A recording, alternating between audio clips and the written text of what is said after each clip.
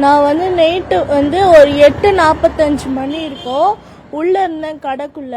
அப்போ வந்து 2 லேப் நாய் பிடிச்சிட்டு போனாங்க. அந்த 2 லேப் நாயும் ரோப்பு சரியா இல்லை, அப்படியே அந்த செம வெயிட்டாக இருக்கும். அந்த 2 நாயும் அப்படியே கைட்டின்னு உள்ளே வந்துச்சு. ஒரு கருப்பு நாய் மட்டும் கடைக்குள்ளே பூந்துடுச்சு.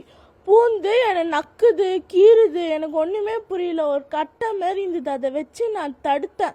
அப்போ கூட என் மேலே எகிரிச்சு.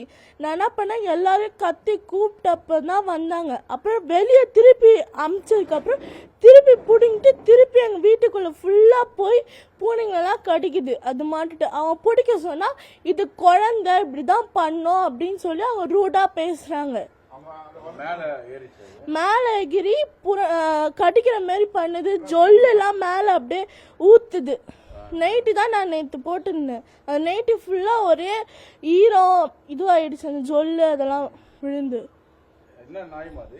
அது லேப் நாய் தான். லேப்.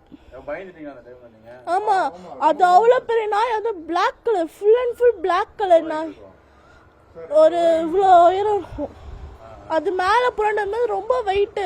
என்னால் அந்த தாக்கு பிடிக்க முடியாது. கட்டையை வச்சு அடித்தா என்ன திருப்பி கடிக்கும்ல, அதனால் எதுவுமே பண்ணல.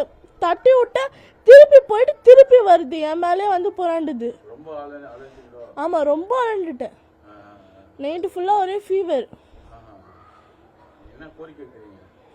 அந்த நாயை இங்கேருந்து அப்புறப்படுத்தணும்னு சொல்லிட்டு தான் கோரிக்கை வைக்கிறோம். போலீஸ் ஸ்டேஷனில் நைட்டே F3 போய் கம்ப்ளைண்ட் கொடுத்தோம். அவங்க வந்து கரெக்டான நடவடிக்கை எடுத்து இப்போ சாயங்காலத்துக்குள்ளே அந்த நாய் போயிடணும், இல்லைனா வந்து அவங்க மேலே FIR ஃபைல் பண்ணுவேன்னு சொல்லி இன்ஸ்பெக்டர் சொல்லிட்டாரு.